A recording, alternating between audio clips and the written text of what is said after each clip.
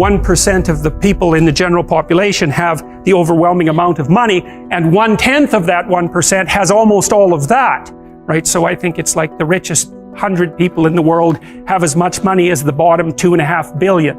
And you think, well, that's a terrible thing, and perhaps it is, but what you have to understand is that that law governs the distribution of creative production across all creative domains, right? It's something like a natural law. And we'll talk about that more, but imagine what happens when you play Monopoly.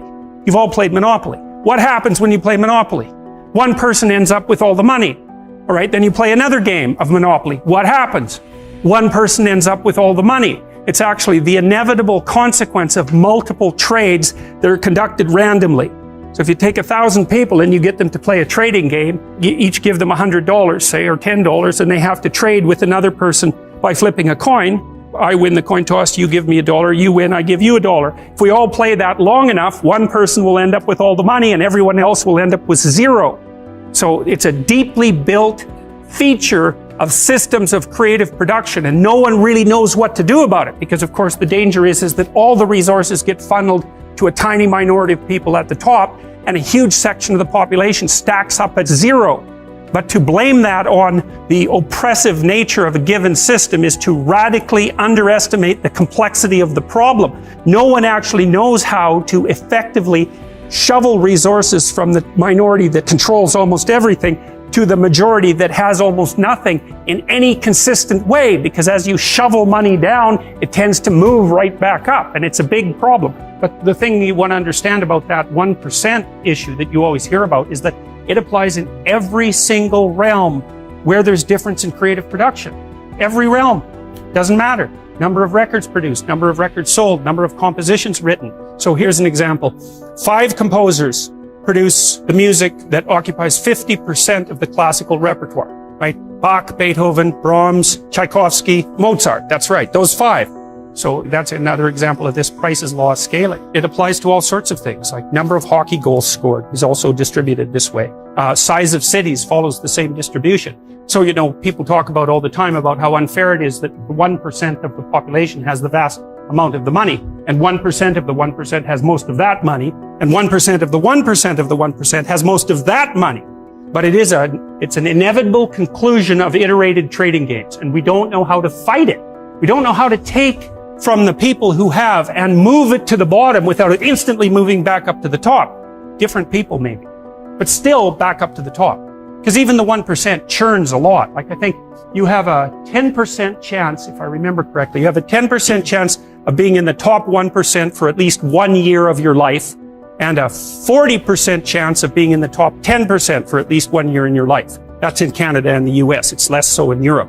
So there's a fair bit of churning at the top end. It's not the same people all the time who have the money, but it is a tiny fraction of the people all the time who have all the money.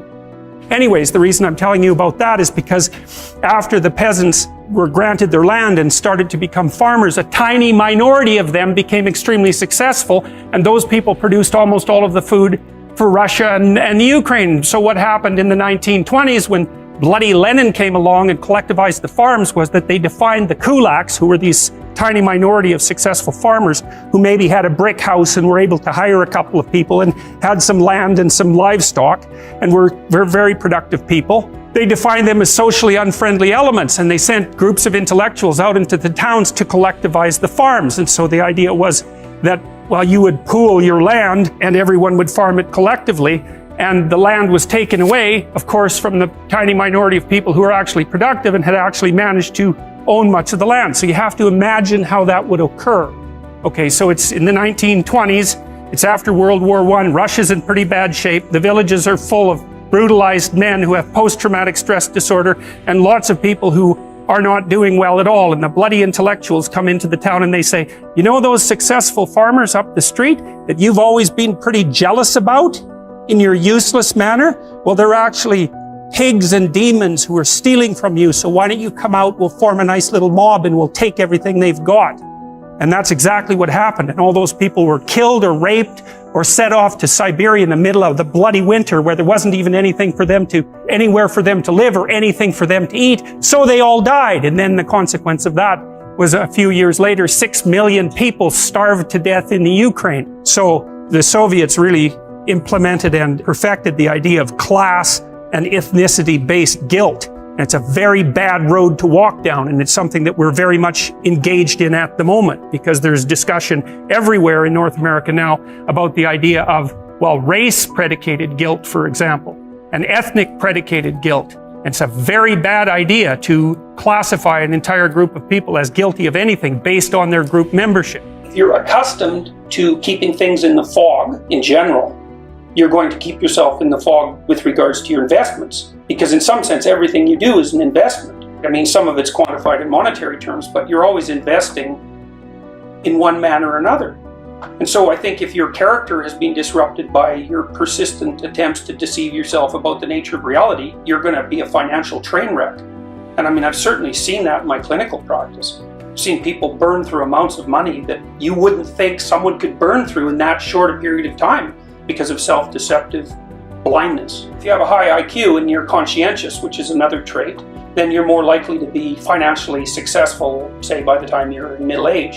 And so that looks like two temperamental traits whose presence enables you to beat randomness over time. So those traits work very well in this society at this time, but you can also argue that that's also a matter of chance, because there wouldn't be unconscientious people if at some point in the past unconscientiousness hadn't aided their survival. So what constitutes beating a system depends on the parameters that you put around the system. And you can think the same thing about, well, look at how successful he is. Okay, you mean financially. All right, so then, well, how's his health? How's his marriage? How are his relationships with his children? What price did he pay for his wealth? Like as you add dimensions of evaluation, whether that particular person won or lost might not be so self-evident. One idea that's very common in our culture is that poverty is caused by lack of money, and that's a really stupid idea, because money is very difficult to handle. I had clients who were addicts, and the worst possible thing that could happen to them was that they got some money. They're just done. First of all, they were hanging around with people who were little on the sociopathic side, and so especially if they weren't that bright and couldn't defend themselves very well, as soon as they got money, well, it was off to the bar with all the friends. And one guy I remember in particular, every time he got his disability check, he was gone for 5 days. You usually found him in a ditch, because he'd just go to the bar, spend every cent he had on alcohol, and wake up in a ditch, 3/4 dead, eventually completely. And then he was ashamed and horrified and repentant, and he'd straighten himself out again, and then that was all well and good until, as long as he was broke, until the next check showed up, and then bang, the same thing. So, it's not like money is necessarily a good for everyone. It's hard to manage money. It's really easy for it to disappear. I mean, elderly people have a hell of a time now because, crooks are contacting them on the internet non-stop. And so just giving people money, it's like pouring water in their hands. It's not that helpful, not necessarily that helpful. And then, of course, contributors to poverty are, well, it's not so good to have a low IQ.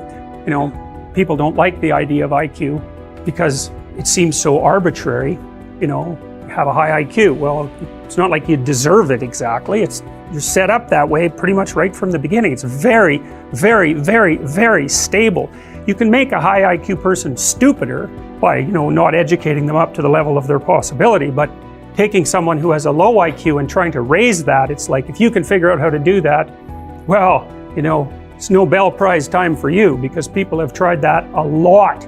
And our society is increasingly sophisticated, so it's by no means obvious. The liberals think, well, this society is unfair because there's unemployment, and the conservatives think, well, there's a job for everyone. But none of them think, well, there are massive, massive, massive differences in people's ability, far greater than anyone realizes. And that poses a structural problem. I had a client, and I got him a volunteer job, which is way harder than you think. You need a police check, for example. Like, it's harder to get a volunteer job than a real job. But I got him in a volunteer job, and he had to fold pieces of paper, letters. He worked at a charity. He had to fold pieces of paper in 3 so that he could put them inside envelopes. And then the letters, which were in a pile, had to be matched with the proper envelopes, which were also in a pile. But some of them were French and some of them were English, so the French ones had to be matched carefully to the French envelopes, and if there was one envelope out of order, well then he had to figure out whether it was the papers that were out of order or the letters that were out of order. And then some of the letters had photographs attached to them, and you weren't supposed to bend the photographs, but they weren't always in the same place, so that meant you had to figure out how to fold the paper in three, a bunch of different ways without creasing the photograph. And then the other thing is, and I never realized how difficult it is to put a piece of paper in an envelope till I watched someone who couldn't do it. And he probably had an IQ of about 80. You know, if you met him on the street, you wouldn't think anything different of him. He was a normal looking guy.